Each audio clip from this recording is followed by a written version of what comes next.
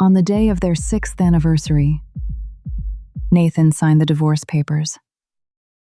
But he didn't look sad. He slid the papers across the table. Then he slid something else. A Forbes magazine. His face was on the cover. Ashley had no idea. For 6 years. None. And by the time she understood, everything she thought she had was already gone. Nathan Cole was 28 when he met Ashley Reeves. She was everything the room noticed first. Confident, beautiful, loud. He was quiet. He wore the same 3 shirts every week. He drove a 2009 Honda Civic with a cracked bumper, the kind of car that made people look away. Ashley thought he was sweet. She also thought he was going nowhere. But something about him made her stay. She told herself it was his kindness, his calm, the way he actually listened when she talked. So she stayed. For the first 2 years, things were simple. Simple dinners at home. Cheap vacations to places nobody else wanted to go. Small joys. Real ones. Nathan worked from home. Consulting, he told her whenever she asked. She never asked what that meant exactly. She assumed it meant not much. He never corrected her. She was wrong. By year 3, they moved in together. Ashley paid more of the rent. She didn't mind. Or so she told herself. Nathan quietly transferred money into their joint account every month. Always exactly his half. Always on time. Ashley never once checked where it came from. By year 4, Ashley changed. She got promoted. Senior VP at a marketing firm. New salary. New confidence. New friends. New man. His name was Derek Hale. Drove a black Porsche. Wore suits that cost more than most people's rent. He talked loudly in restaurants. He picked up every check. He made Ashley feel like she was finally in the right room. Ashley told herself it was just friendship. Then she told herself it was harmless. Then she stopped telling herself anything at all. Nathan saw the messages on a Tuesday. Not by snooping. Her phone lit up on the kitchen counter.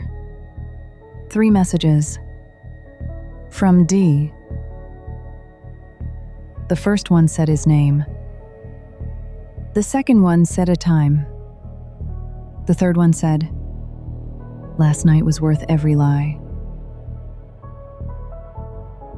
Nathan read it once. Then again. He set the phone face down on the counter.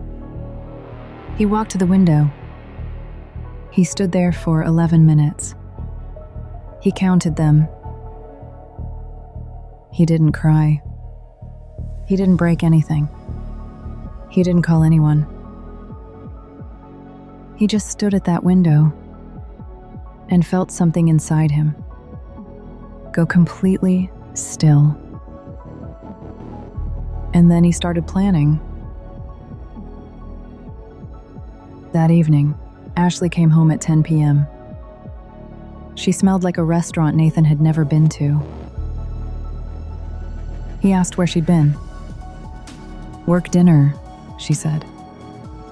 She didn't flinch. She didn't hesitate. She didn't even look up from her phone. Nathan nodded slowly. "Okay," he said, and walked to bed. He lay in the dark for 3 hours, eyes open, completely still. He had heard everything he needed to hear. What Ashley never knew was where Nathan actually came from. Nathan grew up in a small house in Ohio. His father left when Nathan was 9 years old. No letter, no explanation. Just gone one morning. His mother worked 2 jobs to keep the lights on.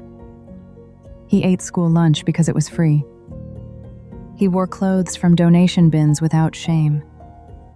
He learned very early that money was just a tool, and tools were meant to be used carefully.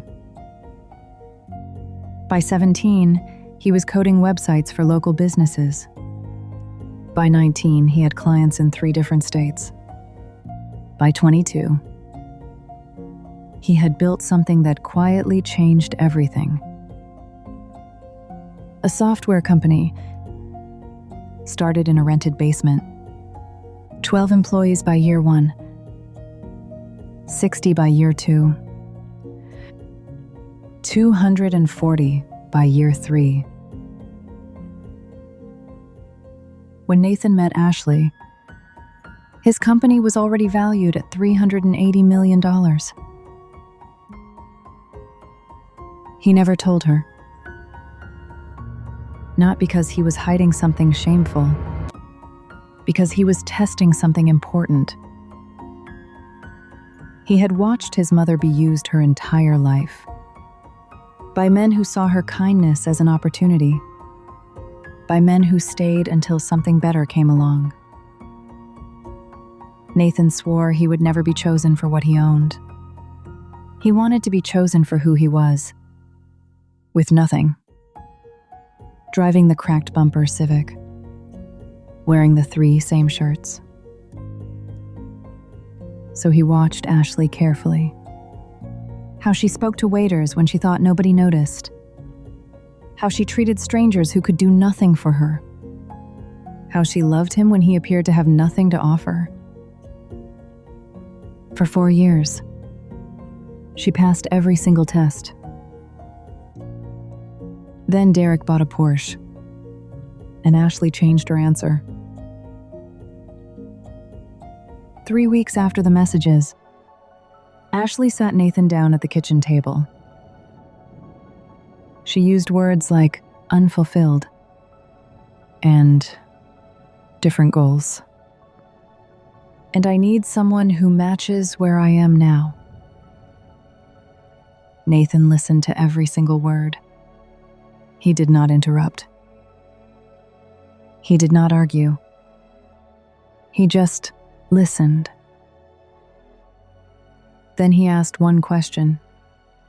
"Is there someone else?" Ashley looked him directly in the eye. She said no. She held his gaze. She did not blink. She said no like she had rehearsed it. That was the moment.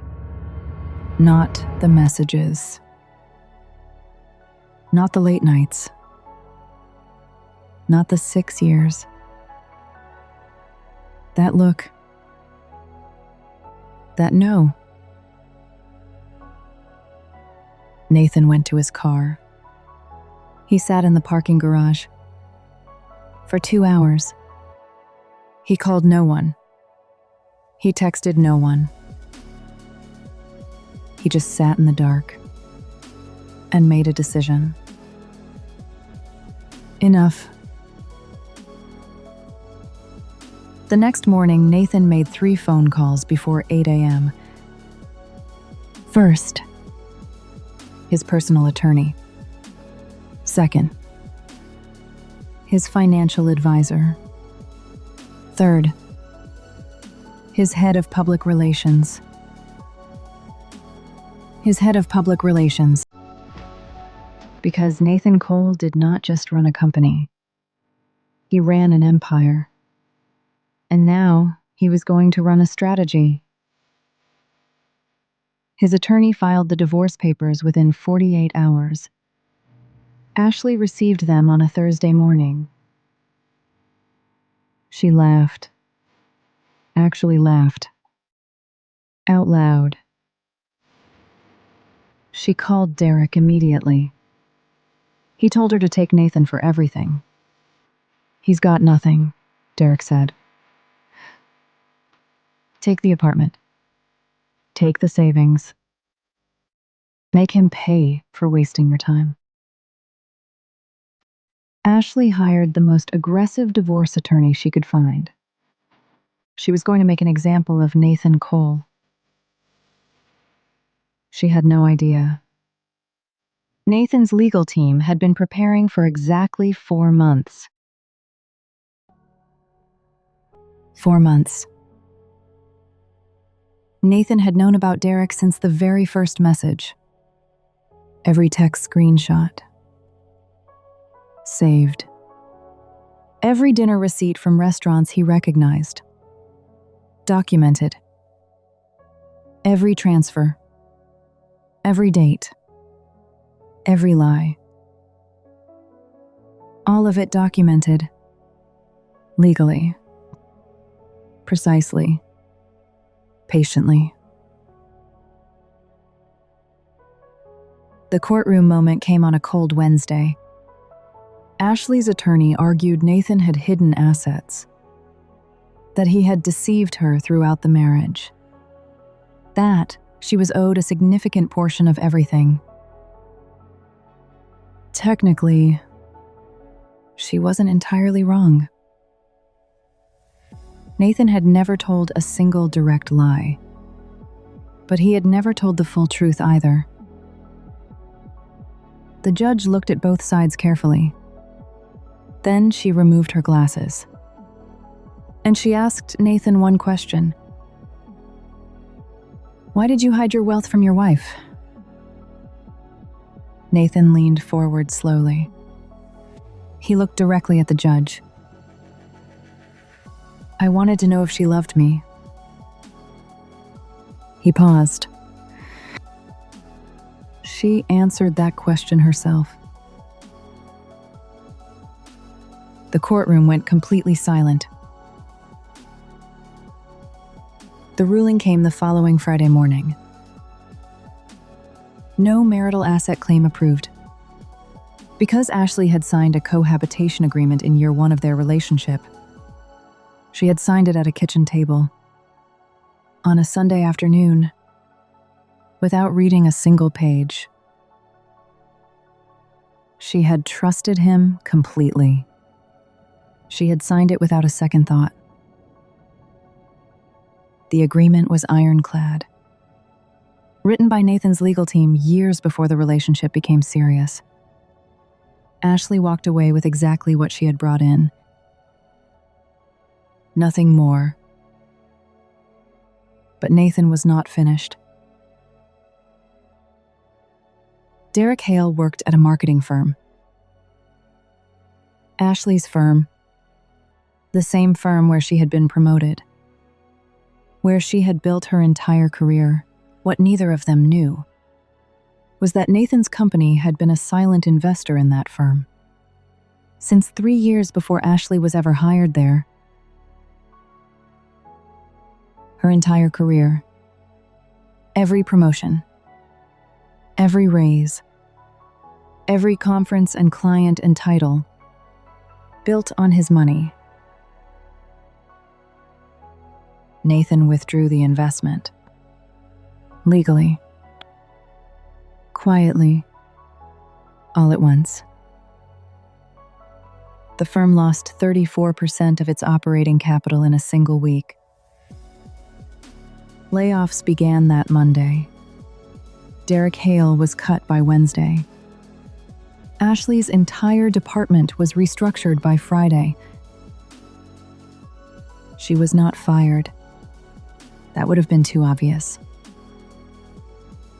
She was simply made irrelevant. 2 months later, the Forbes article ran. Nathan Cole, the billionaire who stayed hidden. It covered everything. The basement startup, the $1.2 billion valuation, the 6 years of deliberate simplicity, the cracked bumper Civic, the 3 shirts. In one quote, his only public statement in the entire article, "I learned what I needed to know."